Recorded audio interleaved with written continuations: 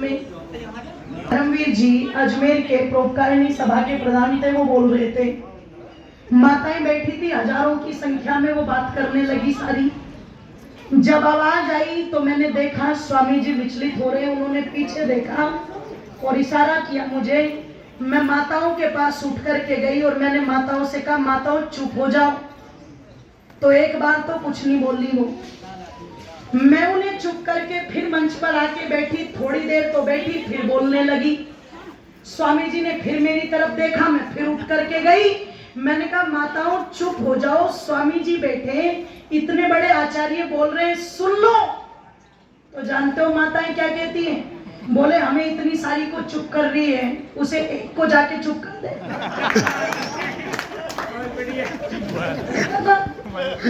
तो माताओं को शांत करना भी बहुत बड़ी बात है, पर ये तो बहुत अच्छी माताएं हैं यहाँ की, तो बड़ी धार्मिक। ध्यान से सुनो, थोड़ी देर की चर्चा हो। निवेदन आप लोगों के मध्य में कर रही थी मेरी माताओं के जीवन के अंदर सत्य का संग करना भी क्या कहलाता है? बोलो, सत्संग कहलाता है। इसलिए यज्ञ करो, संध्या करो, और ये जो गले में काले धागे और ये दूसरे डालते हो, इनको छोड़ करके अपने गले में यज्ञोपवीत धारण करना शुरू करो। आज तुम्हें ये चीजें छोटी लगती है, ये छोटी नहीं है। हम माता सीता को, माता कौशल्या को अपना आदर्श मानते हैं। उनके जीवन में भी यही पद्धतियां थी और इन्हीं पद्धतियों को हमसे छीन लिया गया था। देखो, पुरुष के सम्मान पर कभी भी कोई आक्रमण नहीं हुआ। सृष्टि की आदि से लेकर के आज तक पुरुषों का सम्मान जो का क्यों बना रहा? क्यों आचार्य जी, कोई अटैक तो नहीं हुआ ना? नहीं, कोई नहीं। हाँ, मैं पुष्टि कर लूं क्योंकि हमारे विद्वान बहुत बड़े बड़े बैठे हैं। निवेदन कर दूं आप लोगों के सामने, पुरुषों के सम्मान पर कभी कोई ध्यान रखना, हस्तक्षेप नहीं किया किसी ने, पर मातृशक्ति के सम्मान के साथ छेड़छाड़ की गई। जिस माता को इस भारत देश के अंदर इतना सम्मान प्राप्त था कि स्वयंवर होते थे, और वो स्वयंवर लड़कों के नहीं होते थे, किसके होते थे? बोलो, लड़कियों के होते थे। आज तो पता लगा, अगर सरकारी नौकरी और दौलत जमीन हो ना, तो चाहे एक नंबर का काला कलूटा भी क्यों ना हो, है, दूध जैसी सफेद लड़की भी पल्ले बांध देंगे, और लड़की दो चार आंसू फेरों पे डाल लेगी ना कि ये काले कलूटे के पल्ले बांध दी मैं, तो क्या कहेंगे? देख, उसको मत देख, दौलत को देख, रानी बन के रहेगी, ऐश करेगी, और काला है तो दो चार तेरी सुन भी लेगा, है ना? ऐसी भी राजनीति भर देंगे उसके दिमाग में। तो पता लगा, आज तो लड़का चयन करता लड़की का, पर सोचो कितना सम्मान माताओं को प्राप्त होगा कि उस समय वीर सभाओं में आते थे और मातृशक्ति खुद चयन करती थी योग्यता के अनुसार। मध्यकालीन युग में उसको सम्मान को छीना गया। जिस मातृशक्ति को गौरव माना, उसे लोगों ने पैर की जूती बताना शुरू कर दिया। किसी ने कहा ये तो खेती है, किसी ने कहा इसको यज्ञ में बैठने का अधिकार नहीं, किसी ने कहा इसको यज्ञोपवीत पहनने का अधिकार नहीं। और आज भी, अभी पिछले समय, जिस समय कोविड चल रहा था, एक वीडियो किसी ने मेरे पास भेज दी। शंकराचार्य हैं, एक राघवाचार्य, और वो बोल रहे हैं कि आज देश के अंदर दुख क्यों बढ़ रहा है, पापाचार क्यों बढ़ रहा है। देखो उन्होंने क्या कारण बताया। सोचो आप, जिनकी कथाओं की शोभा माताएं बढ़ाती हैं हजारों की संख्या में जाके, आज भी उनकी मानसिकता कितनी गिरी हुई है। बोले, दुनिया में दुख इसलिए बढ़ रहा है क्योंकि आज ये जो महिलाएं हैं, मंत्र, वो यज्ञ होता है और इनको यज्ञ में बैठा लेते हैं, इसलिए दुख बढ़ रहा है। आज कह रहे हैं वो लोग ढोंगी, और क्या बोल रहे हैं? बोले, महिलाओं को यज्ञोपवीत देना शुरू कर दिया, यज्ञोपवीत बोलते हैं, इनको देना शुरू कर दिया। वेद के मंत्र इनको सुनाए जा रहे हैं।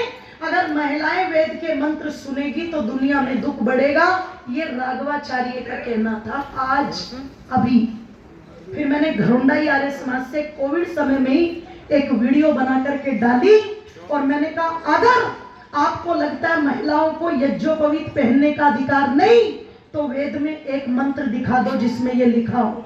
अगर तुम्हें लगता है महिलाओं को वेद पढ़ने का अधिकार नहीं, तो मंत्र दिखाओ हमें वेद में। अगर तुम्हें लगता है कि महिलाओं को यज्ञ करने का अधिकार नहीं, तो हमें मंत्र दिखाओ।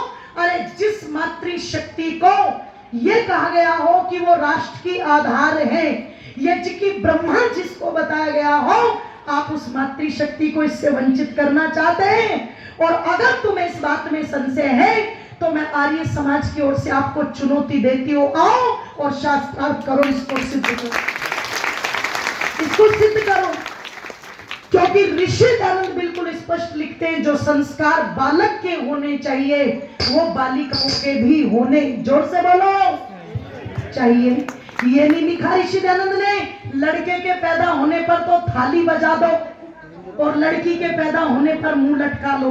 वैसे आज तो ये चीज कम हो गई, नहीं तो मेरे पैदा होने पर मेरी दादी ने ढोल नहीं बजने दिया था। बहुत बहुत धन्यवाद। इसीलिए तो कह रही हूँ ना, ये तो बाबूजी ज्ञानेंद्र जी का परिवार है, 500 रुपए देकर के सम्मानित कर रहे हैं, बहुत बहुत धन्यवाद। निवेदन आप लोगों के मध्य में कर रही थी, तो ऐसा नहीं कि दादी मुझसे प्यार नहीं करती थी, गलत मत समझना।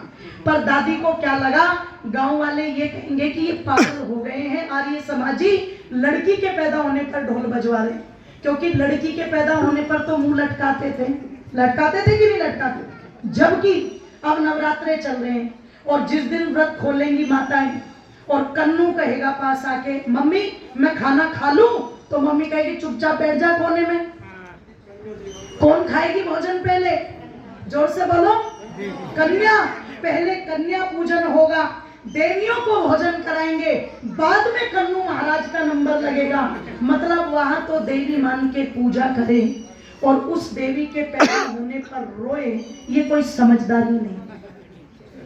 ये तमाम प्रकार की कुरीतियां थी मेरी माताओं, जिसने हमारा सम्मान छीना। पर एक बार धन्यवाद करना मेरी माताओं, और ऋषि दयानंद का धन्यवाद करना। क्यों?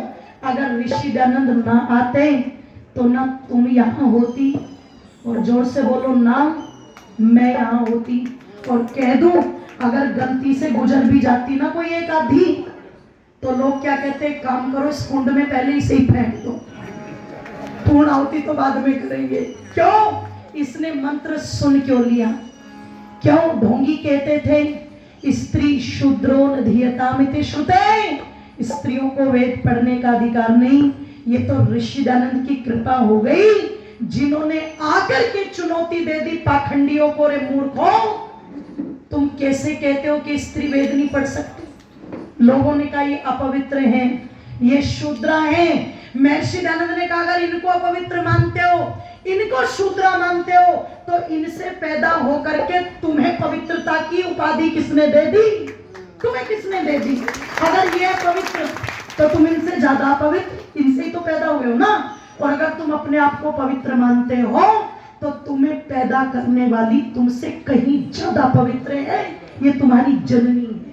इसकी पूजा करो, सत्कार करो। ऋषि दयानंद ने ओंकार भरी थी तो क्या हुआ था? क्या हुआ था? अरे बहना करने एक डंडा लाया और डंडे में झंडा लाया, ऋषिवर दयानंद आया देश में। अरे बहना करने एक डंडा लाया, डंडे में झंडा लाया, ऋषिवर दयानंद आया देश में।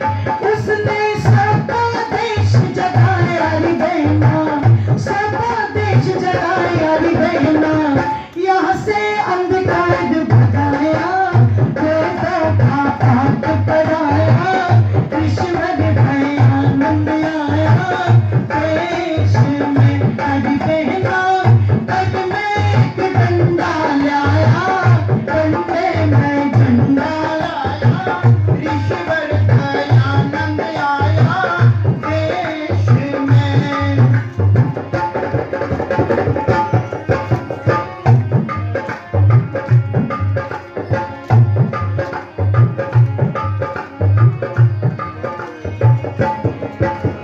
ऋषि से पहले नारी यहाँ पर नहीं पढ़ाई जाती, ऋषि से पहले नारी यहाँ पर नहीं पढ़ाई जाती। ढोल गरान शुद्ध पशुओं के साथ गिनाई जाती। ढोल गवार शुद्ध पशुओं के साथ गिनाई जाती। छोटा लोकर ऊपर चढ़े पर ये न चढ़ाई जाती। छोटा लोकर ऊपर चढ़े पर ये न चढ़ाई जाती। की झूठी बतलाते थे वे कितने उलझाती देना। गुरुकुल ने इन्हें पढ़ाया, आधर को योग्य बताया। ईश्वर आनंद आया देश में। कर देना कर में एक डंडा लाया, डंडे में झंडा लाया। ईश्वर आनंद आया देश में। ईश्वर आनंद आया देश में।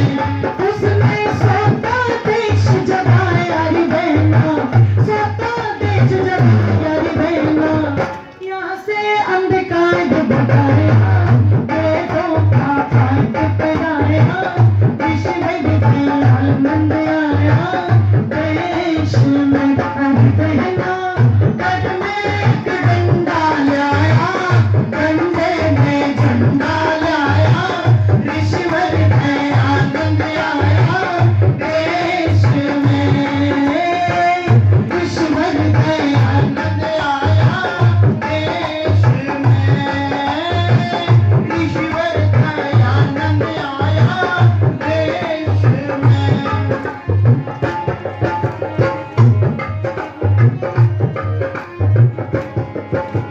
ऋषि से पहले विधवाओं का विवाह नहीं करे थे।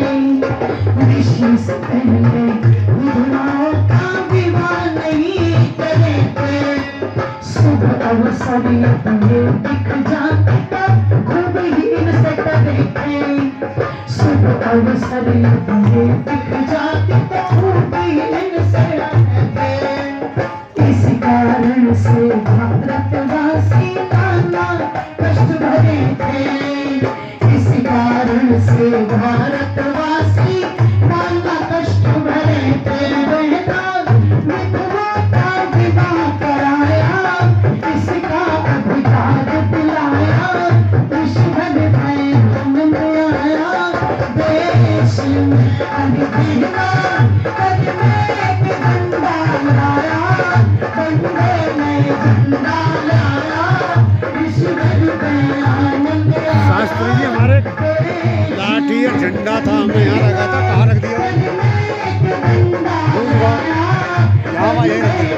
झंडा लाया। ईश्वर आनंद आया देश में।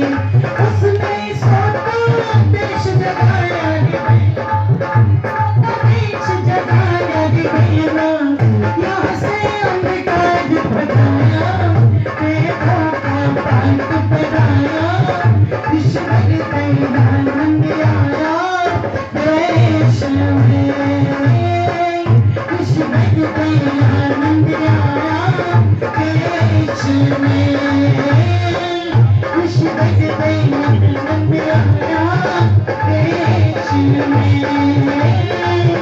ईश्वर आनंद आया देश में। ईश्वर आनंद आया देश में। ईश्वर आनंद आया देश में।